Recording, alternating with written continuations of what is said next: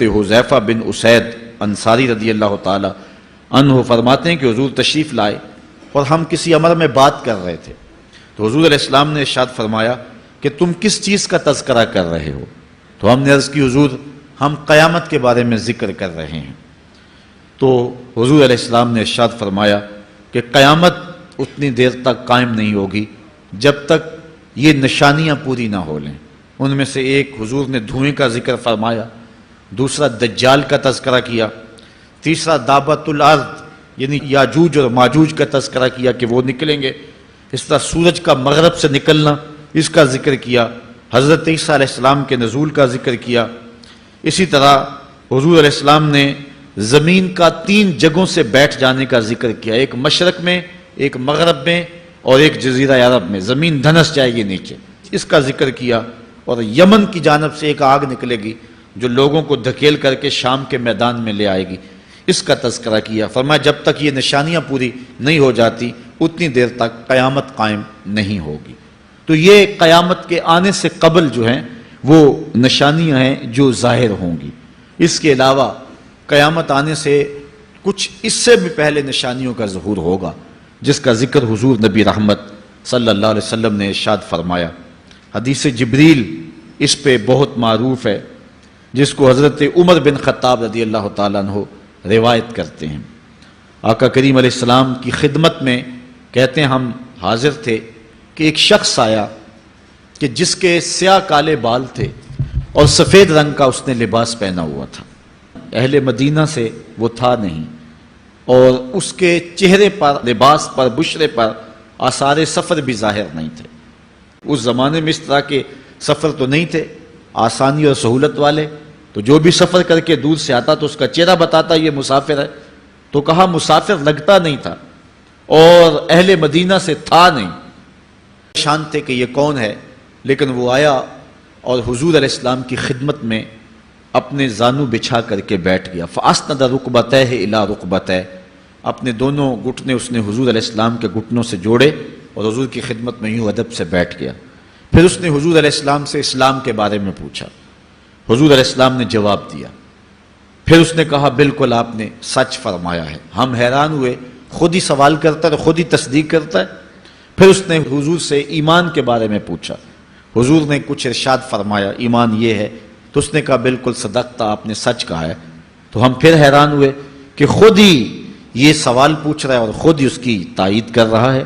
پھر اس نے احسان کے بارے میں پوچھا، تو حضور علیہ السلام نے اس کو جواب دیا کہ احسان یہ ہے کہ اللہ کی عبادت اس طرح کرے کہ تو اسے دیکھ رہا ہے، اور اگر یہ کیفیت نہیں ہے تو کم از کم یہ کیفیت پیدا کر لے کہ وہ تجھے دیکھ رہا ہے۔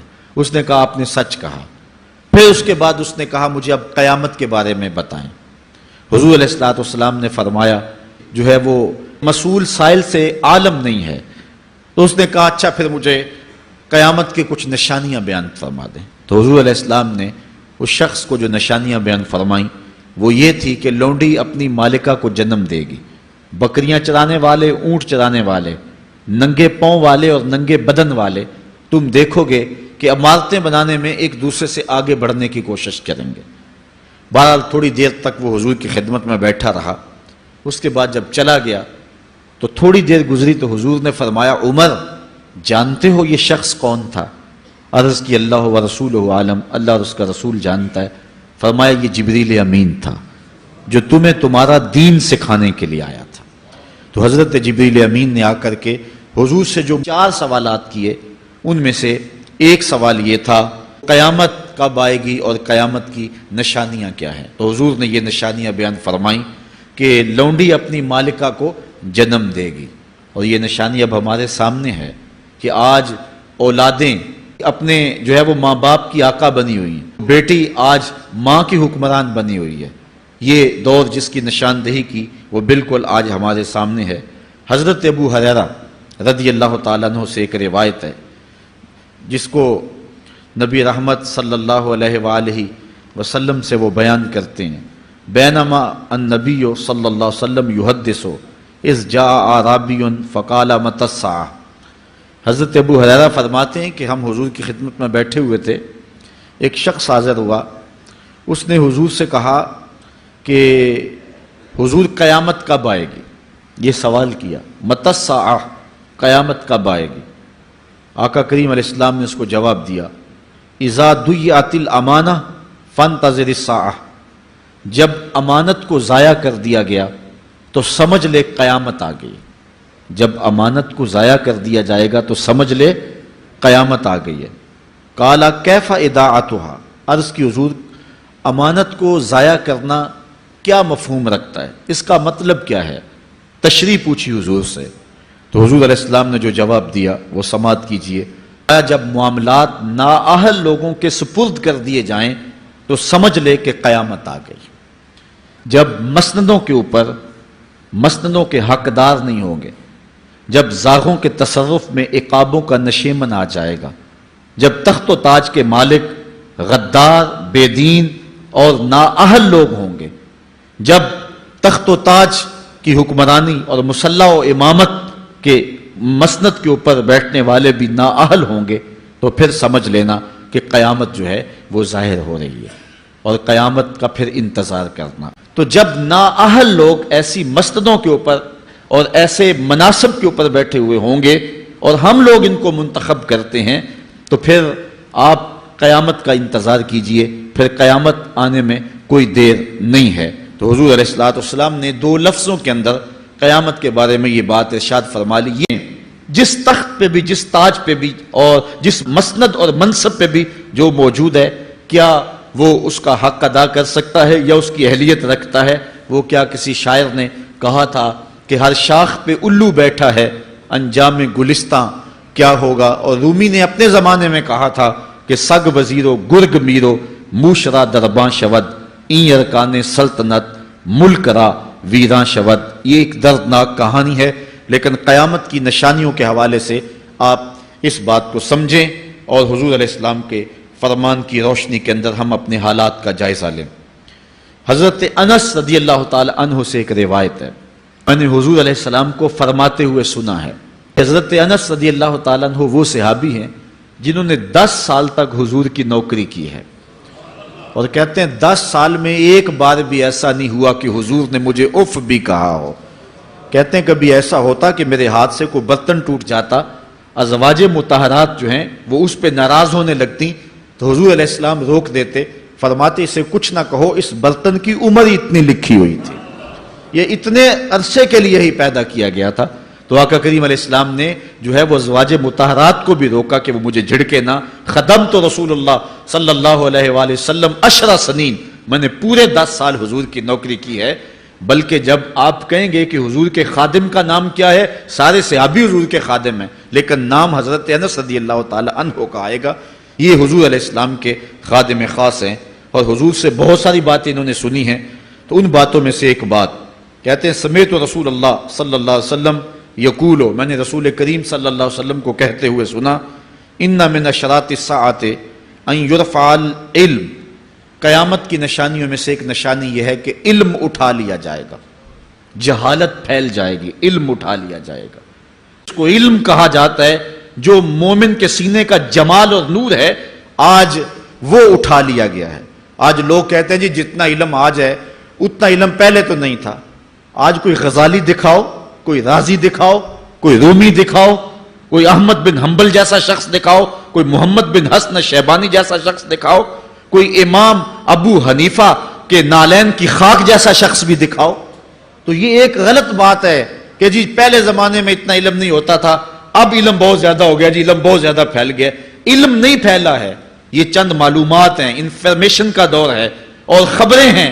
جو علم ہے، جو کہ مومن کے سینے کا جمال ہے اور باطن کا نور ہے، جو زندگی کی راہوں کو اجالتا ہے اور زمانے کو مالک کی دہلیز کے قریب کرتا ہے اور انسان کو انسانیت سکھاتا ہے، وہ علم جو ہے وہ اٹھتا چلا جا رہا ہے۔ اور حضور سے پوچھا گیا کہ حضور علم سینوں سے اچک لیا جائے گا، سینوں سے کھینچ لیا جائے گا؟ فرمایا نہیں، علماء اٹھا لیے جائیں گے۔ جب علماء فوت ہو جائیں گے تو ان کی جگہ اس درجے کے لوگ نہیں آئیں گے، پھر زوال پذیر سلسلے ہوتے چلے جائیں گے، علم اٹھا لیا جائے گا۔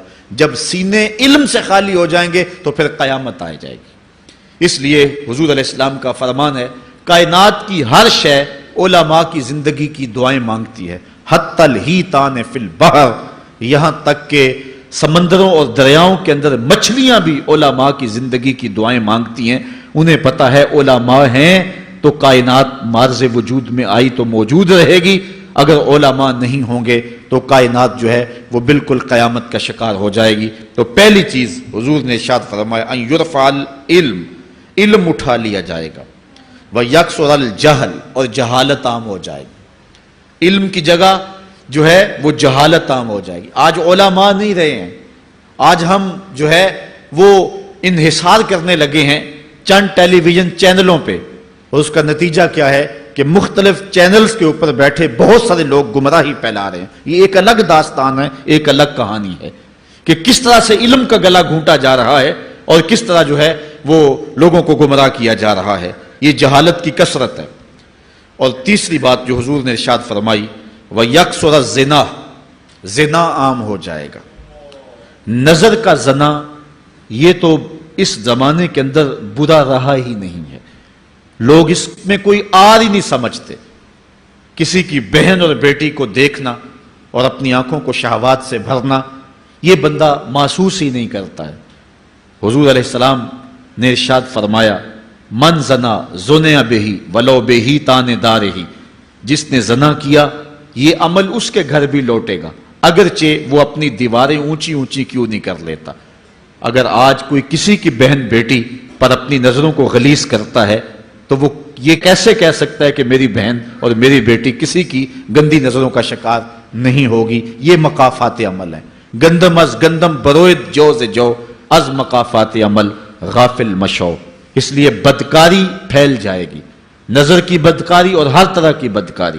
اور یہ اتنا برا اور کبھی کام ہے کہ اللہ تعالیٰ جل شانہ نے قرآن مجید میں اسے کھلی بے حیائی قرار دیا ہے.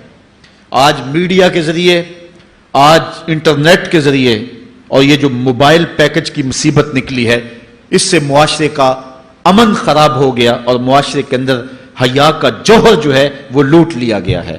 اپنی نسلوں کی حفاظت کریں، ان کے ہاتھوں سے جو ہے وہ ناول چھینیں اور ان کے ہاتھوں سے جو ہے وہ اس طرح کی مخرب اخلاق سیڈیز چھین لیں اور ان کے ہاتھوں میں اللہ کا قرآن دیں اور رسول کریم علیہ السلام کی احادیث تھمائیں اور ان کو راہ حق کا مسافر بنائیں. یہ ذمہ داری ہے والدین کی.